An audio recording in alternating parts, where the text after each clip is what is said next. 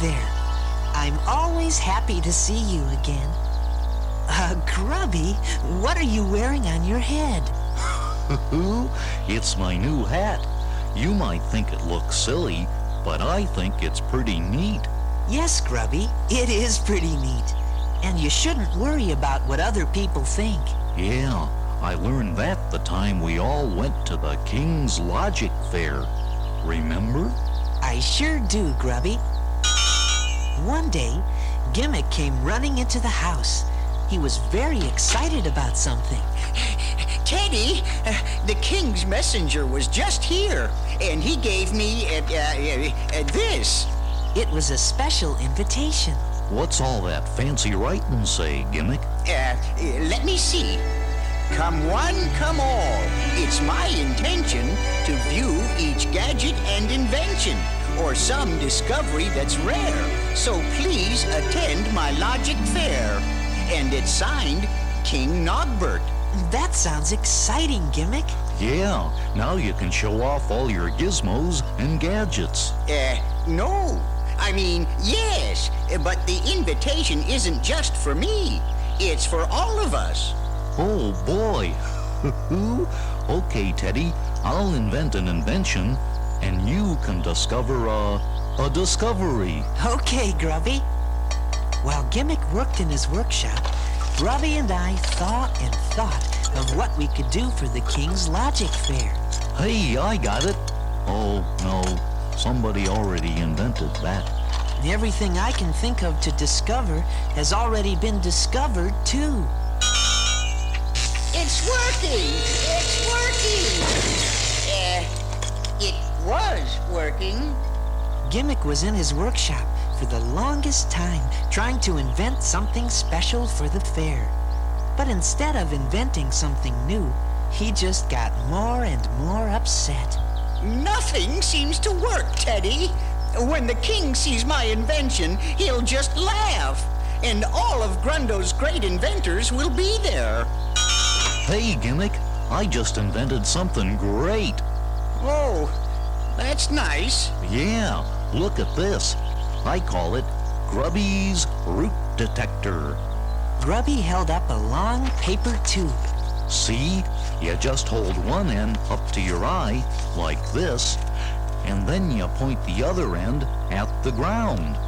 When all you can see at the other end is a big, juicy root, then you've successfully root detected. Well, then what happens? Why, then you pick the root, of course. I can tell you're not a real inventor like Gimmick and me, right, Gimmick? But Gimmick was just staring at all of his inventions, not saying anything. What's wrong, Gimmick? None of my inventions ever seem to work properly, Teddy. What about the airship? It flies beautifully.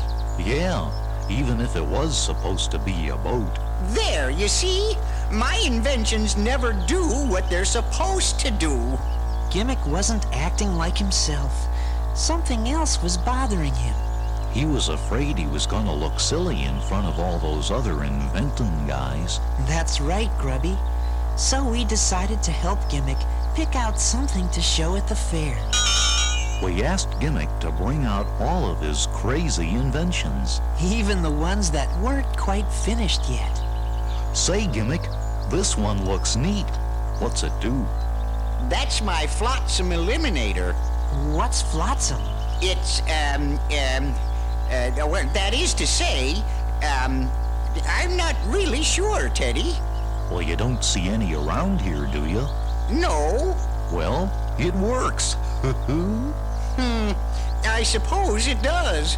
What are these, Gimmick? They look like shoes to me.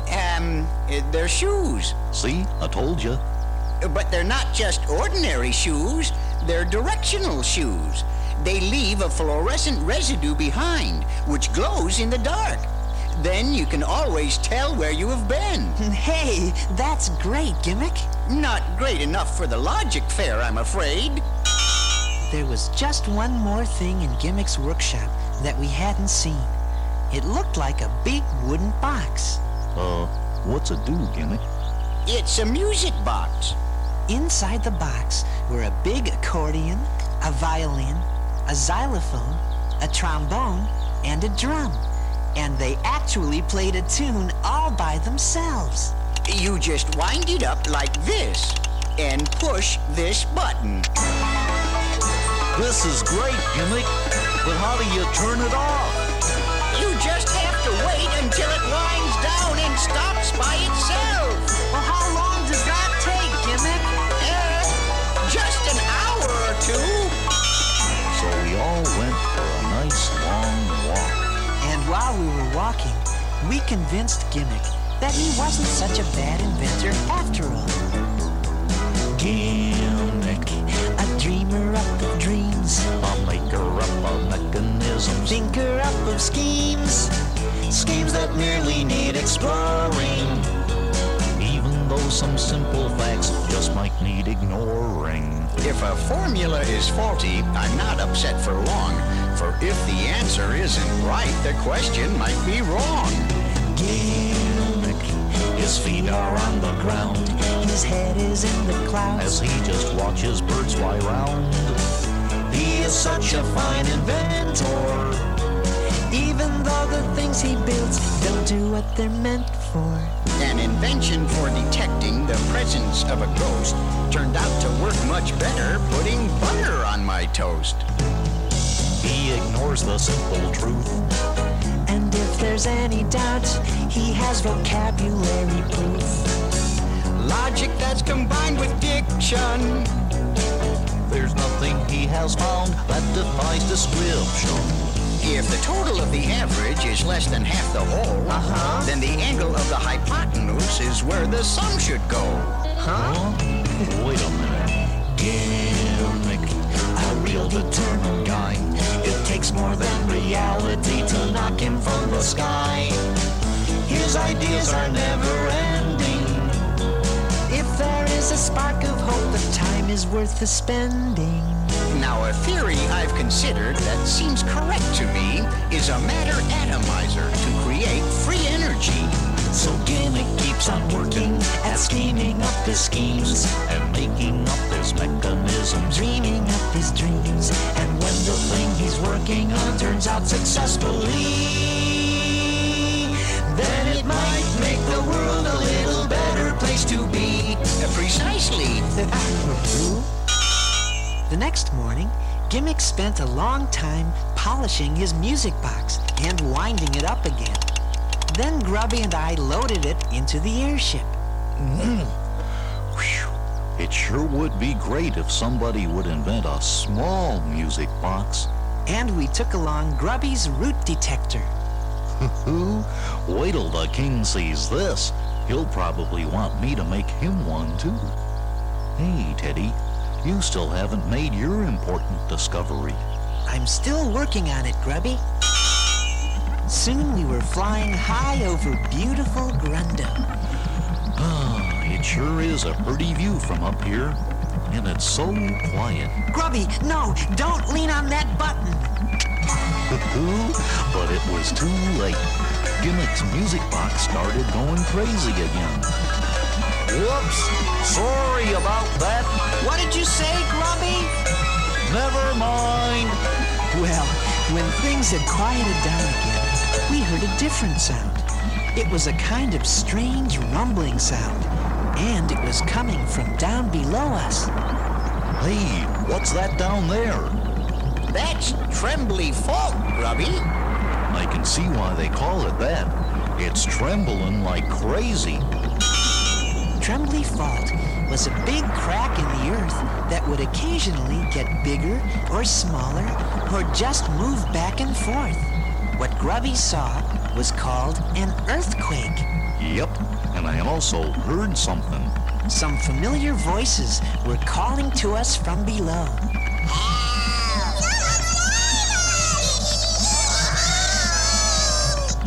It was Frank and Fay Fob and their 3 children.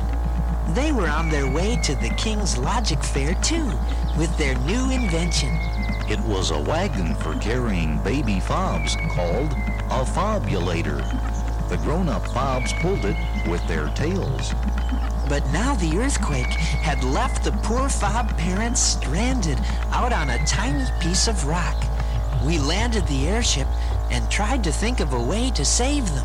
How did this happen, Frank? We were on our way to the logic fair when the ground cracked right between us and the fobulator. We didn't know what to do. First, we thought we could fly the airship over the fault and throw a rope down to them. But Frank and Fay were afraid they wouldn't be able to hold on with their tails, and they might fall off into Trembly Fault. I think the safest way to get to them would be with a bridge. Gimmick, if there were a bridge here, they wouldn't need our help. But Gimmick had a very good idea. He asked us to help him carry his music box out of the airship. You're not gonna start this thing up again, are you, Gimmick? Grubby, I think it's very nice of Gimmick to let the fobs listen to the music box while they're stranded. No, Teddy. I have a better idea. Help me take the music box apart. Now that is a good idea. But what will you take to the fair, Gimmick? Oh, never mind about that. We didn't know what Gimmick was going to do. First, he pulled out the bow from the violin and the stick from the drum. Now, tie this string to the drumstick, Grubby. Okay, Gimmick. Then Gimmick shot the drumstick out of the violin bow like an arrow. It landed a few feet from Frank. Now, Teddy, tie the other end of the string around the handle of the accordion. Okay, Fay and Frank. Now pull the string with your tails. The accordion stretched out across Trembly Fault like a bridge. And we used parts of the other instruments to make sure the accordion, bridge, was safely tied down. Then Gimmick hooked the big drum onto his back and picked up the trombone. I'm going across, boys. Be careful, Gimmick. I hope you know what you're doing. Maybe we should go across ourselves. Don't worry. It'll be safer if I come get you. I know I can do it. What are you going to use the drum and trombone for, Gimmick? You'll see, my boy. Well, here I go. Gimmick started walking across the bridge. It was a little shaky at first, but he made it all the way across. Hooray for Gimmick! Yay, Gimmick! Then he asked Frank and Fay to hop inside the drum, and he started back. They got about halfway across when suddenly a big gust of wind made the bridge swing back and forth. Whoa! Hang on, Gimmick! Don't trip him. Oh, I can't look. Then Gimmick held up the trombone and turned it sideways to get his balance. He looked just like a circus performer. Just 2 more steps.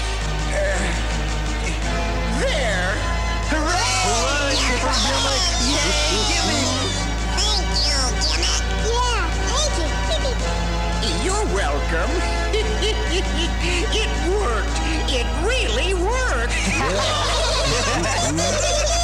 Well, what are we waiting for? Let's take my newest invention to the King's Logic Fair. I'll call it, the Porta Bridge. It was good to see Gimmick feeling like himself again. And that's when I made my important discovery. And you got to tell those important inventing guys all about it when we got to the fair.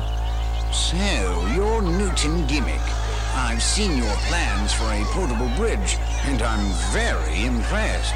Thank you. Yes, this will entirely change the scientific view of the bridges in the future. And you, sir, I understand you're about to announce an important discovery. Yes, sir, I am. I do say.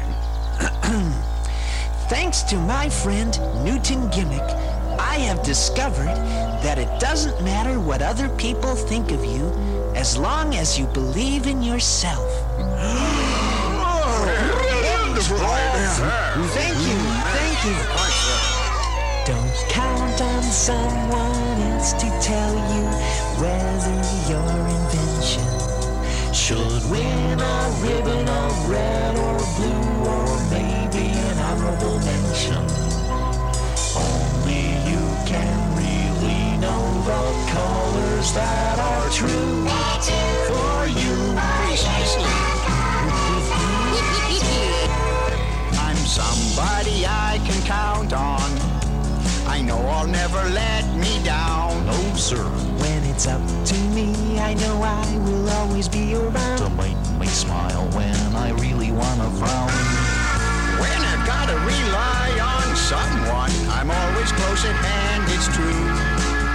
Yes, I'm somebody I can count on, and you can too. 3, 4, 5. Grubby, what are you doing? Well, I'm counting on you, Teddy. Although I know I might be wrong occasionally. 2, 3.